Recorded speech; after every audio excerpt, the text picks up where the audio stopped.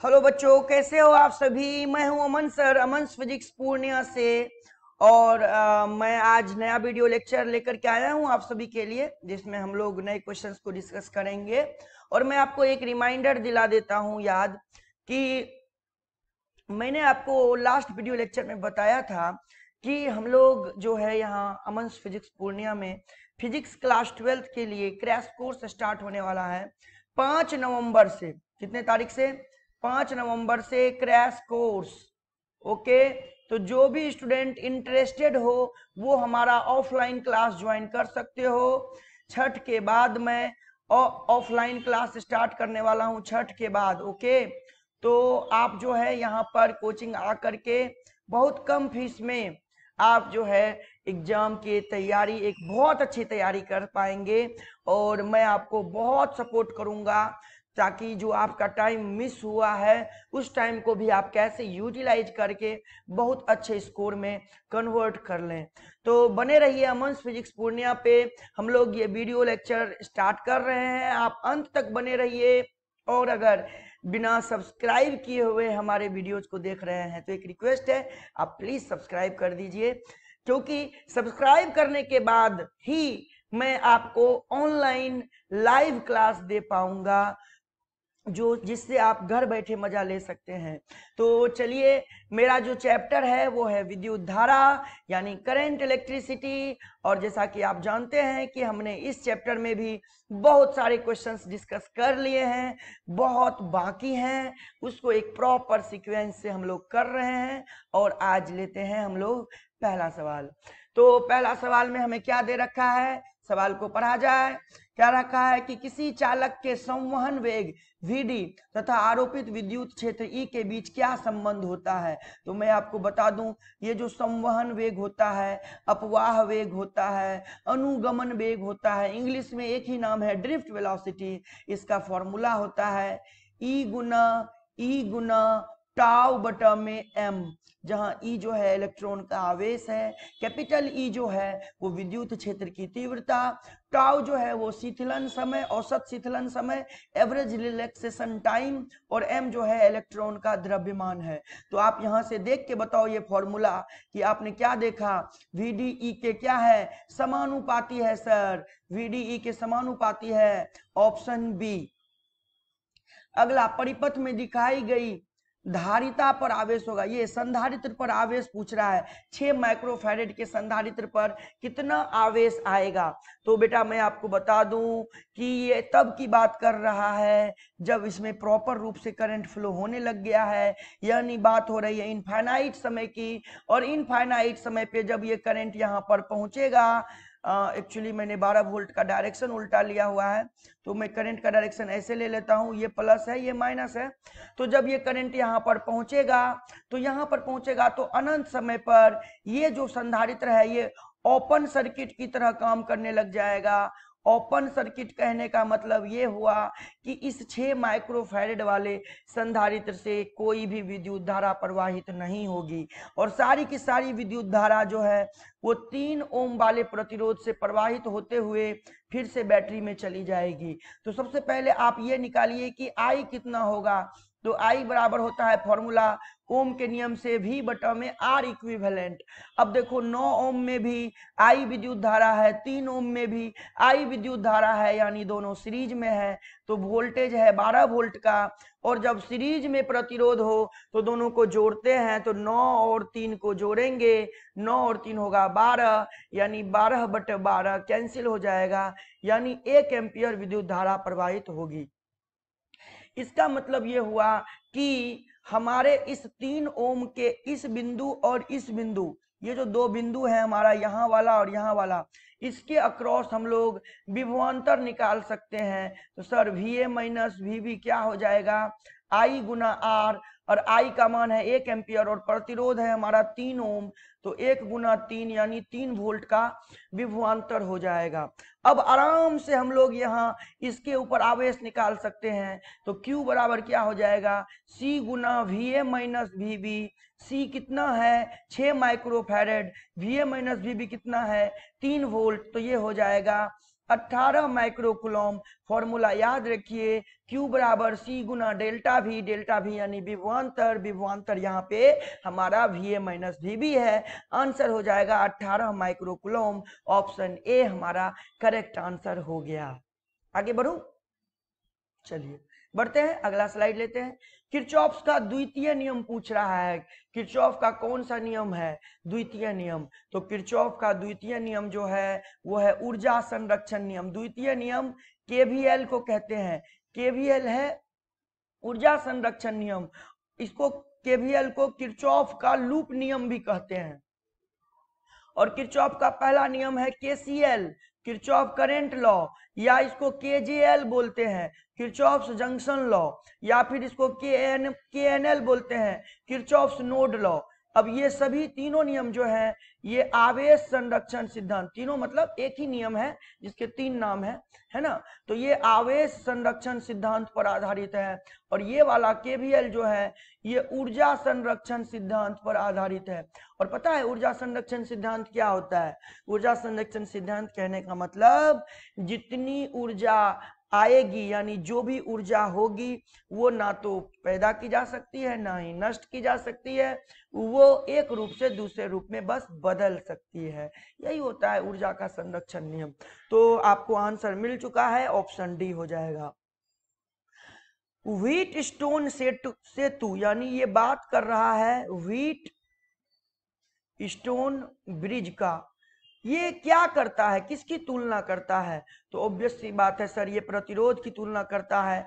आपको याद होना चाहिए कि मैंने आपको लिखाया था R1/R2 बराबर R3/R4। 4 प्रतिरोध होते हैं, उसमें 2 प्रतिरोध होते हैं जो हमें जिनका मान पहले से पता होता है। तीसरा प्रतिरोध होता है वेरिएबल यानी जिसका प्रतिरोध हम बदल सकते हैं। और चौथा प्रतिरोध होता है अननोन प्रतिरोध यानी अज्ञात प्रतिरोध, यानी जिसके प्रतिरोध का मान आपको ज्ञात करना होता है। और वेरिएबल वाला जो प्रतिरोध है उस प्रतिरोध का मान ऐसे बढ़ाते हैं या घटाते हैं या फिर कह सकते हो इस तरह से बदलते हैं कि गैल्वेनोमीटर में विद्युत धारा शून्य हो जाए। तब वो ब्रिज जो होता है वो बैलेंस्ड व्हीट स्टोन ब्रिज यानी संतुलित व्हीट स्टोन ब्रिज हो जाता है। तो आंसर होगा ऑप्शन ए। अगला है मोबिलिटी का एसआई मात्रक। बेटा मोबिलिटी यानी म्यू, इस बार म्यू पूछ दिया, मोबिलिटी इंग्लिश में ही दे दिया, कभी कभी करता है ऐसे, इसलिए ध्यान रखिए। मोबिलिटी मतलब म्यू, म्यू को कहते हैं गतिशीलता। तो मैंने आपको म्यू पढ़ाया, म्यू बराबर क्या होता है, फॉर्मूला बोलो, VD/E। और ये मात्रक पूछा है एसआई मात्रक, तो ये वेग है, VD मतलब अपवाह वेग, अपवाह वेग का एसआई मात्रक मीटर प्रति सेकेंड। और इलेक्ट्रिक फील्ड विद्युत क्षेत्र का न्यूटन पर कूलम। तो ध्यान से देखो, मीटर से जाएगा कूलम मिलने के लिए, यहाँ न्यूटन और सेकेंड, तो कूलम पर सेकेंड क्या बन जाएगा, कूलम पर सेकेंड एम्पियर बन जाएगा।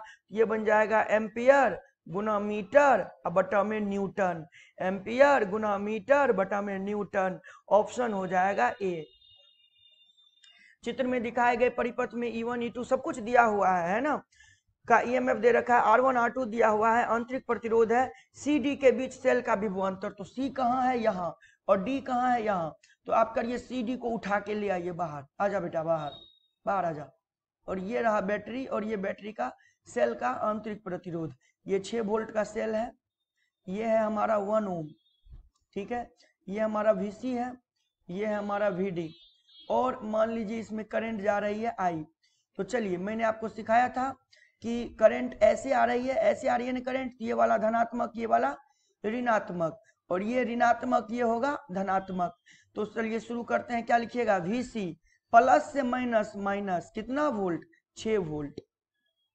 C से D जा रहे हैं बेटा हम लोग, तो VC पहले लिखा मैंने, फिर प्लस से माइनस गए तो माइनस कितना वोल्ट, 6 वोल्ट, फिर माइनस से प्लस यानी प्लस, करंट कितना फ्लो हो रहा था, I, तो I गुना में 1 और बराबर में लिख दीजिए VD। याद रखिए ऐसे क्वेश्चन आ भी जाते हैं एग्जाम में। तो VD को इधर कर लीजिए, तो VC माइनस का VD, माइनस का 6 इधर जाएगा तो प्लस का 6, और प्लस का I गुना 1, प्लस I होगा उधर जाएगा तो माइनस का I। अब VC माइनस VD जो होगा वो 6 माइनस I के बराबर है।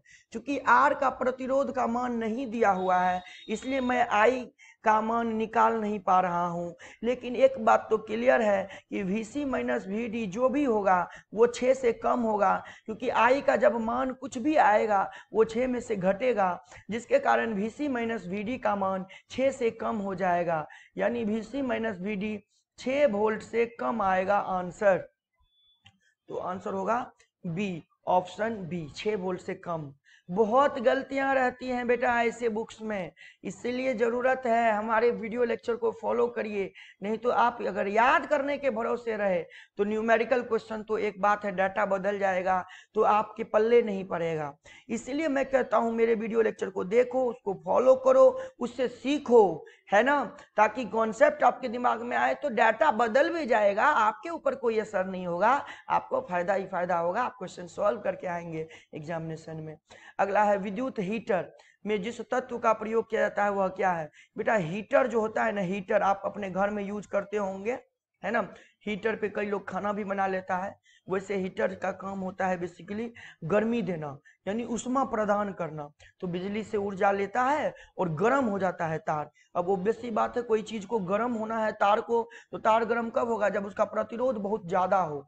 तो हीटर के केस में जो तार यूज करते हैं ना, तार, वो तार नाइक्रोम का बना हुआ होता है, नाइक्रोम का, याद रखिएगा। टंगस्टन मत ठोक दीजिएगा, ऑप्शन डी होगा। टंगस्टन जो होता है ना, वो विद्युत बल्ब जो होता है, विद्युत बल्ब का फिलामेंट का बना, फिलामेंट होता है, फिलामेंट जो होता है विद्युत बल्ब में वो टंगस्टन का बना हुआ होता है, ठीक है। क्योंकि टंगस्टन का जो मेल्टिंग टेम्परेचर होता है, गलनांक जिसको कहते हैं, वो बहुत ज्यादा होता है। तो इसीलिए विद्युत बल्ब का फिलामेंट बनाया जाता है टंगस्टन का। यहाँ विद्युत हीटर दिया हुआ है, तो हीटर के लिए आंसर देना है नाइक्रोम। क्या देना है, नाइक्रोम। अगला है व्हीट स्टोन ब्रिज से मापा जाता है। बेटा मैंने आपको बताया व्हीट स्टोन ब्रिज किसी भी अज्ञात प्रतिरोध का मान ज्ञात करता है। तो वो अज्ञात प्रतिरोध का मान ज्यादा भी और कम भी, कुछ भी हो सकता है।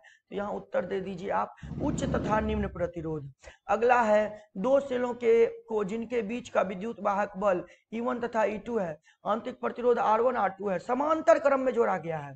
तो समांतर क्रम में जोड़ लीजिए, ये रहा, ये लीजिए इस तरह से, ये लीजिए आपने जोड़ लिया समांतर क्रम में, ये R, ये E1, ये R1, ये E2, ये R2। अब पूछा क्या, इसका समतुल्य विद्युत वाहक बल। तो फॉर्मूला याद रखिए, मैं जो बता रहा हूं अभी, E इक्विवेलेंट बराबर होता है E1 बटा R1 प्लस E2 बटा R2। ये तब जब दोनों का पोलैरिटी यानी ध्रुवता समान रहेगा। देखो दोनों का प्लस एक ही साइड लिया हूं ना मैं, बटा में 1 बटा में R1 प्लस 1 बटा में R2। अब ये हो गया बेसिक फॉर्मूला, मेन फॉर्मूला यही है।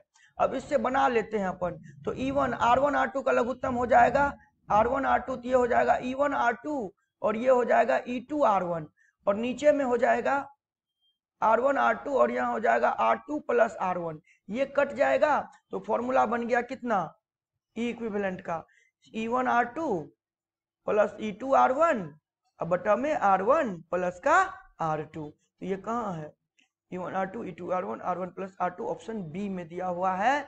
ये फॉर्मूला याद रखिए दोस्तों। तो मैं फिर से आपको एक रिमाइंडर दे रहा हूं कि जल्दी से जल्दी बेटा अपने, जिस तरह से मैं मेहनत कर रहा हूं आपके लिए, आप भी हमारे लिए थोड़ा सा मेहनत, थोड़ा सा एफर्ट लगा दो। हमारे चैनल को अपने दोस्तों के बीच फटाफट शेयर कर दो, अपने लिंक पे, अपने स्टेटस पे, जहां आप सोशल मीडिया के माध्यम से जहां तक जितनी दूर पहुंचा सकते हैं आप अपनी ताकत दिखाओ, और जल्दी से जल्दी सब्सक्राइबर बनाओ, ताकि मैं आपके लिए जो नया वीडियो स्टार्ट कर सकूं, जिसमें मैं लाइव सब्जेक्टिव के ऐसे क्वेश्चंस के ऊपर डील करने वाला हूं जिससे कि आपको सब्जेक्टिव क्वेश्चन बनाने में भी हेल्प मिल जाएगी और मैं लाइव क्लास उसका ले पाऊंगा। जल्दी से जल्दी ये होना चाहिए, 1 महीने के अंदर आप लोग ये चीज कर दो, ताकि नवंबर से आप लोग जो है शुरू कर दो लाइव पढ़ना भी। तो चलिए शुरू करते हैं, और इस तरह से आप हमें हेल्प करिए, ठीक है। आज की क्लास यहीं तक, अगले वीडियो लेक्चर में मिलेंगे, तब तक तब तक के लिए आप बने रहिए अमन फिजिक्स पूर्णिया पे। Tata bye bye, take care.